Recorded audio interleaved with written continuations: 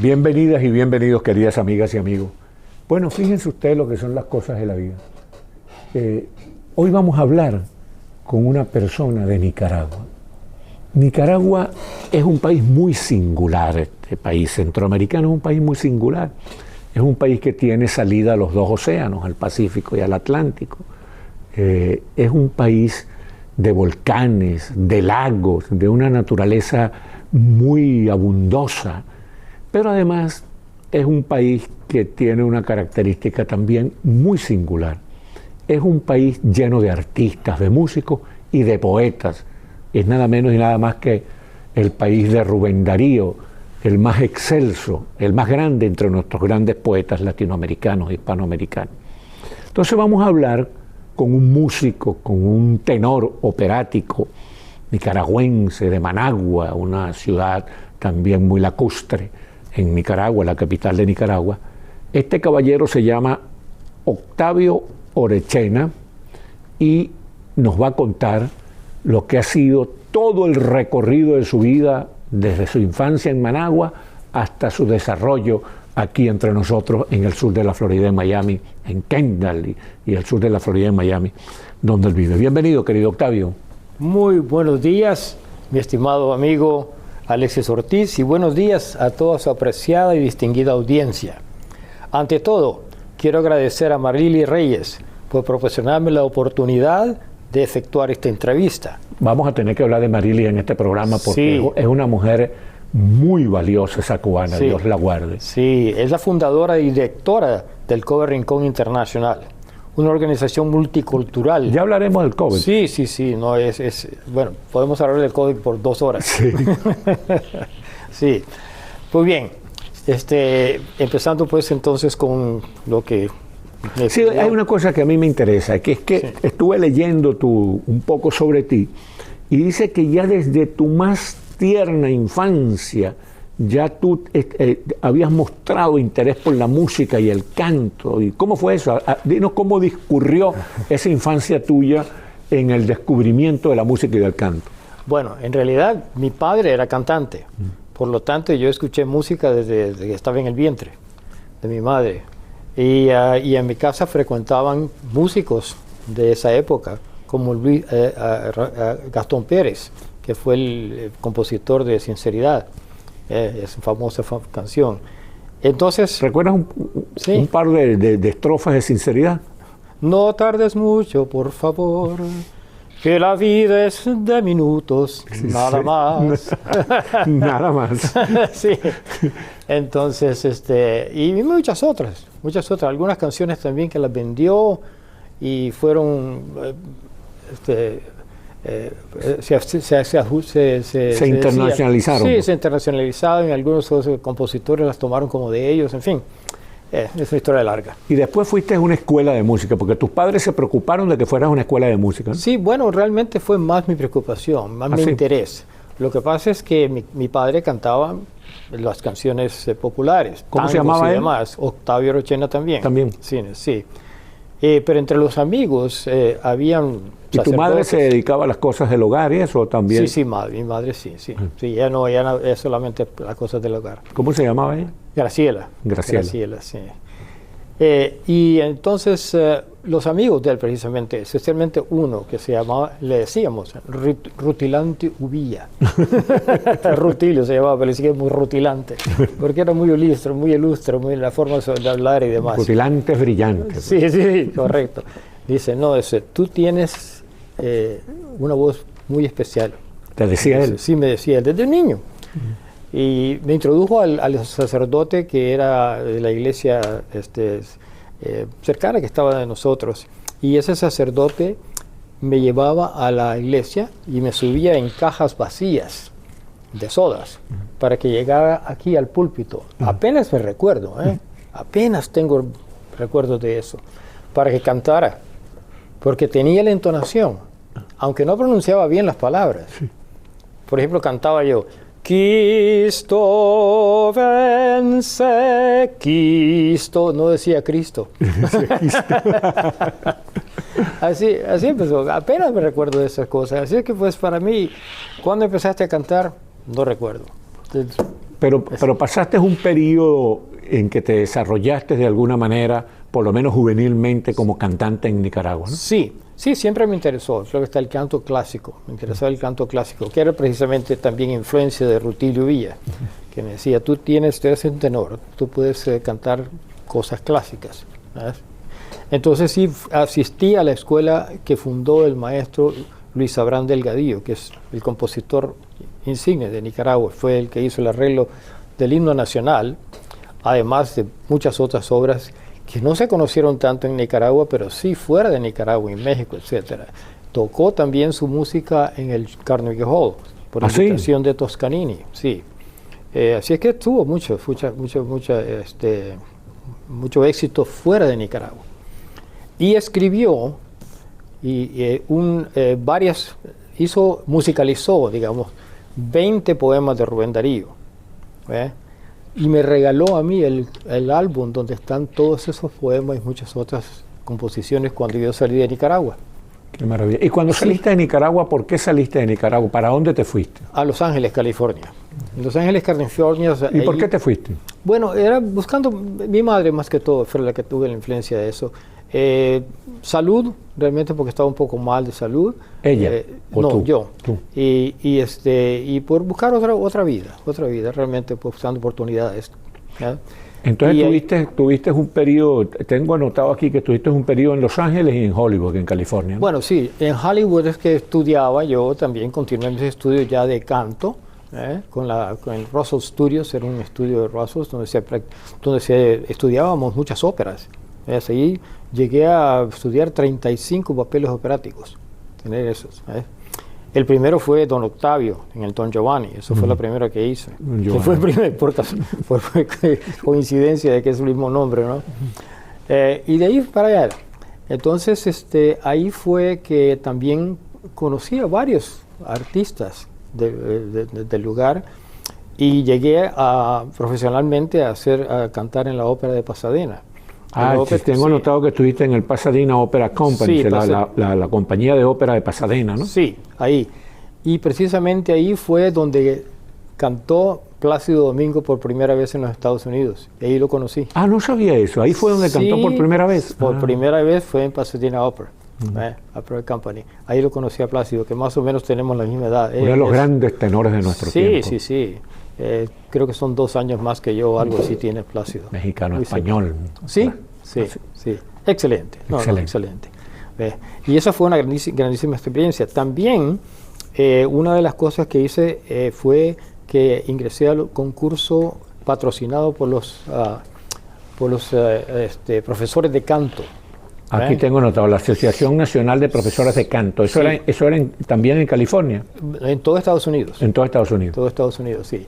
Y ahí competí y gané todo lo que es la región del oeste, que comprendía desde Illinois hasta Hawái. Okay. Así es que llegué a cantar en los finales. Desafortunadamente en los finales no pude cantar porque fue en Chicago y era en invierno. Tuvimos una tormenta de nieve y el avión no pudo aterrizar sino hasta las 3 de la mañana del día que tenía que cantar. ¿Y entonces te fuiste sin cantar? No pude, claro, a esa hora llegar hasta ahí. Qué calamidad, ¿no? De eso fue. Pero bueno, fue una experiencia. Pero de todas maneras, también cuando estuve en el ejército gané un concurso. Y fui invitado a cantar en el coro del ejército. Del Army, del ejército. Army, sí. Del ejército. Pero no lo acepté porque mi mamá, esa vez sí, mi mamá estaba muy enferma, entonces tuve que salir y regresarme. Tenía que enlistarme por 4 años más, por lo menos. Entonces eso fue otra de las cosas. Pero bueno. Pero ahí en el ejército, ¿tuviste alguna participación en algún conflicto bélico? No, fue al principio de Vietnam. Al principio de Vietnam. Pero no te tocó ir a Vietnam. No me tocó porque todo el pelotón al que pertenecía, todo fue excepto yo, porque tenía experiencia que en balance y peso y balance de los aviones, porque había trabajado en una línea aérea. Sí. Entonces, como estaban creando realmente lo que era la Army Aviation Center, que es el centro de aviación del ejército, en Fort Rucker, Alabama, decidieron dejarme ahí, porque tenía esa experiencia. Por eso fue que no fui. Pero ya estaba para allá. Pero ya tú estabas alistado. Sí, alistado para ir allá. Pero aquí tengo notado también que tuviste una pasantía por Inglaterra. Sí, sí, después de todo ¿Por eso, Londres o por alguna otra ciudad? sí, estacionado en Londres, más que todo en Londres, sí. Ahí en Londres sí, estaba trabajando y también cantando. Canté en algunas compañías operáticas de Londres y tuve una gran experiencia. También estuve estudiando con instructores, con maestros que pertenecían a la Real Sociedad en Londres. Así es que para mí fue una gran experiencia, no tanto cantando pues a ese nivel, sino que también con lo que es la técnica, depurando la técnica vocal. ¿Y qué maestro recuerdas allá de Inglaterra? Del Reino Unido, como decimos ahora. Joy Mammon. Mammon se llamaba la señora que me estuvo dando clases de canto. Tenía todo, realmente su técnica y además era italiana, muy italiana, sí. Sí, porque era operática, ¿no? Sí, operático, sí, claro. Después que regresé de Inglaterra, regresé a Houston y fui miembro de la Ópera de Houston. Después de eso, tuve que viajar a Chicago, estuve en Chicago, no canté mucho, estuve un poquito apartado de que era el canto clásico. Pero ahí en Houston, que estabas en un grupo operático, ¿te acuerdas de alguna de las óperas donde fuiste protagonista? La Traviata, Carmen. No, pues en Houston más que todo hacía papeles menores y también estaba con el coro, era general. Pero después, en ese momento también empecé a cantar un poco de canto sacro. ¿Ah, sí? De las canciones, sí, porque me gustaba mucho. Todos los compositores grandísimos, todos escribieron para la iglesia. Claro. Después de la música nació en la iglesia, de todas maneras, ¿no? Para empezar. Así es que de Brahms, Mozart, todos ellos escribieron para la iglesia. El Mesías de Handel, es una obra magnífica, ¿no? Todo. Entonces, después, sí, el canto sacro me interesó mucho, porque música muy linda. ¿Y ese canto sacro se hacía en salas de concierto o en iglesias? Más que todo en las iglesias. Pero sí, tuve una oportunidad. Después que regresé, bueno, ya una vez que en Miami, ya establecido en Miami, pertenezco todavía a St. John Newman, es la iglesia a la que pertenezco. ¿En Los Ángeles? ¿En Houston? En Miami. ¿En Miami? Ya en Miami. Después de Chicago, después de Houston, fui la vuelta por Chicago. Y luego viniste para Miami. Hasta Miami, sí. Y en Miami, pues ahí fue que me incorporé. Y fue el director del musical de St. John Newman, un excelente pianista, excelente director, músico muy, muy bueno. Greg Sanders es su nombre. Y después de esa pasantía por Miami, Octavio, tú regresaste un tiempo a Nicaragua. Sí, hubo una oportunidad. Bueno, regresé varias veces a Nicaragua, en realidad. Vi que, bueno, fue cuando precisamente salió Violeta Chamorro y después que parecía que en Nicaragua por fin llegaría la democracia. Entonces... Una cosa maravillosa de la señora Violeta Chamorro, sí, es una mujer inolvidable. Sí. Fue una gran nicaragüense, una gran latinoamericana. Correcto. Dios me dio a mí la oportunidad, sí, de conocerla. Sí. Valió la pena, la señora Chamorro. Sí, claro, no, parecía que íbamos en camino a la democracia. Entonces compré un lote ahí en Nicaragua porque pensaba hacer una casa ahí en Nicaragua. Y la casa la diseñé precisamente con el segundo piso para tener ensayos con los niños y con la juventud ahí en Nicaragua, porque pensaba yo precisamente ayudar en Nicaragua. Lo que pasó fue que el maestro Ramón Rodríguez, que era el director de la Camerata Bach en Nicaragua, en ese entonces tenía el sueño de poner una ópera en el Teatro Nacional de Nicaragua, okay, y pensó poner la Traviata, pero querían tener por lo menos un nicaragüense en el elenco, porque la compañía de ópera que lo vio, que él contrató para llegar a Nicaragua, era El Salvador. Entonces, por pura casualidad, había el director de la ópera de El Salvador, me conoció en Los Ángeles. Ah, qué maravilla. Sí, cuando nos vimos, me reconoció, un señor, se me escapa el nombre ahorita, alemán, de origen alemán, pero salvadoreño. ¿Y qué personaje interpretaste allí Ahí fui en la Traviata? Sí, el principal, Alfredo, sí. Entonces fue históricamente la primera ópera que se presentó en el Teatro Rubén Darío con elenco totalmente centroamericano. Para que la gente que no lo sabe, lo sepa, dedícale unos 30 segundos a explicar la Traviata, el autor, los grandes personajes. Sí, bueno, la Traviata es una maravillosa ópera de Verdi, de Giuseppe Verdi. Sí, y se basa en La Dama de las Camelias. Es la misma historia, sí. Nada más que puesta en ópera. Violeta se llama ella y Alfredo. Se enamoran, etcétera, se conocen en la fiesta, ella se enamora realmente de él, es cosa que no era común, ella era una persona que no se enamoraba de nadie. Tan es así que ella invierte su dinero para tenerlo en una vía, en un lugar. Es interesantísimo, sí. Vale la pena sí. que en cuanto tengamos la oportunidad, veamos la Traviata. Sí. Yo lo volvería a hacer porque sí. Realmente vale la pena. Entonces, después del Teatro Nacional de Nicaragua y esa voluntad tuya de apoyo a los niños, sí. Se creó una orquesta juvenil que se llamaba Rubén Darío.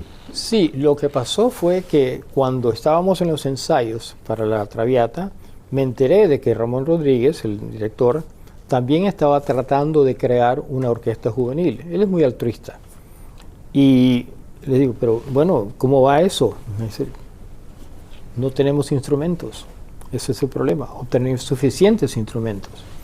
Violines se podían conseguir, pero otros instrumentos como los instrumentos de viento o metales, esos son caros y son difíciles de encontrar. ¿Y ayudaste a conseguir esos instrumentos? Entonces sí, estuve recaudando acá, me acerqué al Miami Lions Club, en la iglesia, en fin, de todas formas, fíjese, y con mi dinero también. Yo estimo más o menos que logramos recoger más o menos $45,000 en valores. Oye, entonces se pudo hacer la orquesta. Sí. Ahora fíjate tú, ¿sí? Aquí tenemos 2 CD que me regaló, gracias Octavio. Sí. Octavio, nada menos sobre Rubén Darío. Rubén Darío en el divino imperio de la música. Sí. Bueno, si algo era musical, era la poesía de Rubén Darío. Sí, y aquí tenemos otro. Sí, perdón. Y aquí tenemos otro CD que se llama Nostalgia, donde cantan Octavio Orochena, sí, yo canto, Alan Medrano y Oscar García. Háblanos de esos 2 CD, hermano. Sí, bueno, el primer CD, que es el Rubén Darío en el Divino Imperio de la Música, fue extraído del álbum que me regaló precisamente Luis Abraham Delgadillo cuando salí de Nicaragua, que no lo vi realmente, no lo estudié porque tenía otras cosas, estaba estudiando las óperas y luego fui a Inglaterra, etcétera, pero mi madre lo guardó. Entonces cuando regresé de Inglaterra y ya después de que estuve en el ejército y demás, recordé que tenía eso, que es un tesoro, porque en ellos pues hay muchas composiciones de él, pero decidí extraer 10 de las poesías musicalizadas de ese álbum. Es la que tienes aquí. Para crear esa.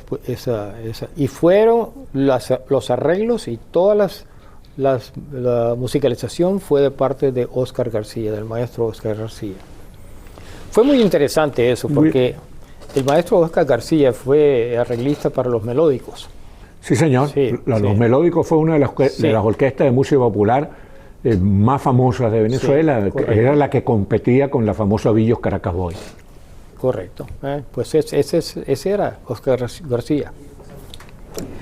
Mi amigo Alan Medrano, a quien yo le comuniqué que quería yo hacer un CD con la música de esos 10 poemas musicalizados, quería ponerlo en un CD.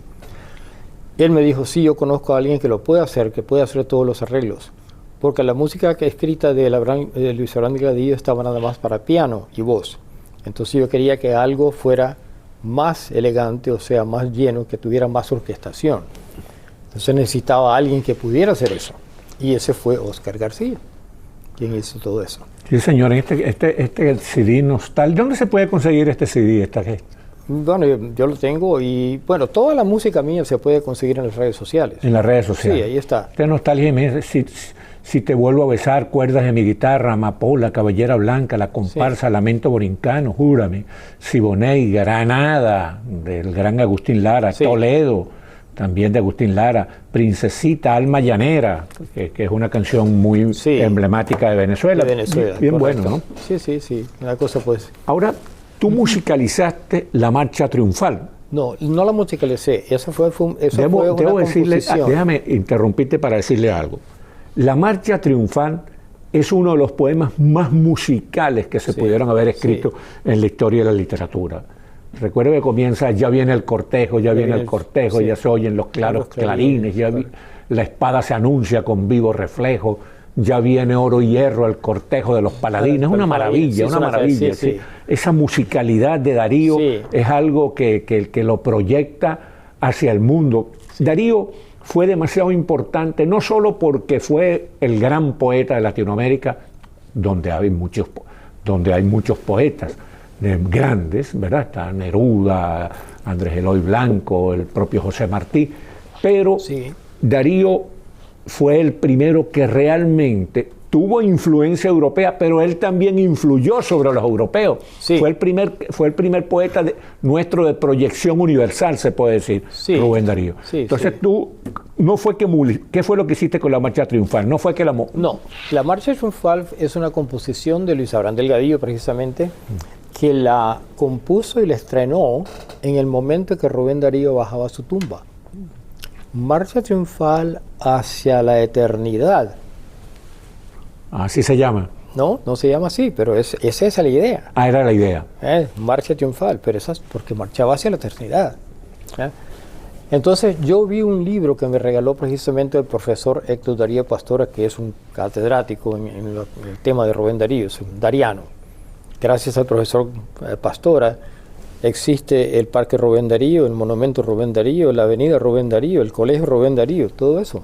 Él tiene mucho que ver con eso, entonces somos muy buenos amigos. Y todo lo que se haga para celebrar a Rubén Darío tiene sentido en el mundo hispano. Sí, correcto. Entonces, yo vi ese libro y era nada más una página que aparecía una fotografía de Luis Abraham Delgadillo cuando era muy joven, porque estaba todavía muy joven, pero ya era director de la banda de los Supremos Poderes, que había escrito y estrenado esa pieza. Y digo, ¿dónde está esa música? Y se acercaba el primer centenario de la muerte de Rubén Darío. Entonces dije, eso sería fantástico poderlo hacer nuevamente, ese centenario. Pero ¿dónde está esa música? Nadie sabía. Yo me sospecho nada más, que Luis Abraham Delgadillo se sintió mal porque los periódicos no mencionaron mucho. ¿Pero dónde fue presentada? Cuando se enterró Rubén Darío. En ese momento fue que la estrenó, la compuso y la estrenó, para ese momento. ¿Y tuvo proyección nacional e internacional? No, ninguna. No sé por qué. La cosa es que él se sintió, digo que él se sintió mal y por eso nunca la tocó más. Qué cosa tan rara, ¿no? Fíjense ustedes, queridas amigas y amigos, que Rubén Darío, una de las cosas maravillosas de Rubén Darío era el dominio refinado, exquisito del idioma. Incluso hay una anécdota muy simpática, porque cuando él leyó un poema de él a un grupo de poetas en España, un poema dedicado a Verlaine, entonces el poema hay unas estrofas donde dice que púberes canéforas te ofrenden el acanto. Entonces dicen que García Lorca dijo, caramba, solo entrevisté el qué. Solo entendí el qué. Bueno, pero vamos a hablar ahora, chicos, de tu asociación, de tu presencia, de tu apoyo a el COP Rincón, esa entidad cultural dirigida por una cubana de lujo, Marily Reyes. ¿Cómo hacías el sacrificio? Háblanos de eso en estos minutos que nos quedan. Un poco más de 10 años que me incorporé al COP Rincón. Y fue por medio de otra poetisa, que Ligia Guerrero. Y quiero hacer... ¿Cuál? Ligia Guerrero. Ajá. Sí. Pero quiero retroceder un poquito acerca del tema de la Marcha Triunfal. Porque cuando al fin y al cabo encontramos nosotros la partitura, yo se la encomendé a Oscar García para hacer un arreglo y se asignó como para los niños de la orquesta, de la banda de Miami High School, que la tocaran. Y la tocaron. Y la tocaron para ese centenario. Oye, qué bueno, porque se rescató. Pero vamos a terminar con tu experiencia en Cobb Rincón. Ah, sí. Bueno, en Cobb Rincón, sí, ha sido una maravillosa experiencia realmente, porque Cobb Rincón es una institución tan maravillosa, porque apoya, promueve, en fin, da oportunidades enormes a todos los artistas de todo tipo de artes. Y ha alcanzado rango internacional. Desde Miami ha alcanzado rango internacional. Sí. No solamente en varios países aquí en Estados Unidos, sino que también existen varios sucursales, tanto en Argentina, Chile, en fin, Venezuela, Nicaragua y Europa también. Y ahora estamos desarrollando mucho más en Europa todavía. En Chile. Sí, en Chile, sí, se hace todo eso. Y hay encuentros allá en Chile también y en México. Así es que es una cosa de gran... tiene mucha energía, porque estimula. Como dicen los muchachos, tiene una buena vibración. Correcto. Sí, ahora fíjate tú, el Cobb Rincón, ese grupo cultural liderado por Marily Reyes, me hicieron a mí la distinción que agradezco mucho. Me han invitado varias veces a dictar conferencias allí. Sí. Creo que hice una sobre Lorca, otra sobre Rubén Darío, otra sobre Sor Juana de la Cruz. O sea que es un grupo que vale la pena, y ojalá ustedes pudieran hacer contacto con ese grupo, porque vale la pena inscribirse y apoyar ese grupo. Sí. Vamos a cerrar estos 2 minutos que nos quedan contándonos cuáles son sus próximas actuaciones. Bueno, mi actuación realmente con el Cobb Rincón, más que todo, ha sido el organizar eventos para centros de ancianos. Sí, pero yo digo tus nuevas actuaciones como cantante, como tenor. Pues sí, en ellos. Eso es lo que hago. Yo llevo los programas y canto también. Ok, perfecto. Tenemos St. Anne Nursing Home y está bien Inspire. Y próximamente vamos a tener el junio 18, por primera vez, vamos a cantar y actuar en Floridian Nursing Rehab Center. Está aquí en el centro. Así es que... ¿Dónde está eso? ¿En qué parte más o menos? Esto es... bueno, está en el centro de Miami. Aquí, sí, está en el centro, muy centro de Miami. Entonces, estas es las cosas futuras que vamos a hacer. Y además de eso, tenemos el 31 aniversario que lo vamos a celebrar en el Escuadrón 49. ¿Ah, sí? Ahora, fue una gran celebración. Ahí al lado del aeropuerto. Sí, al lado del aeropuerto. El 30 aniversario fue una gran celebración que hicimos. Bueno, mis queridas amigas y amigos, muchísimas gracias por haber tenido la amabilidad de vernos y escucharnos aquí en Foro 17. Y gracias a Octavio Orochena por contarnos todas las peripecias de su vida de artista. Muchísimas gracias. Muchas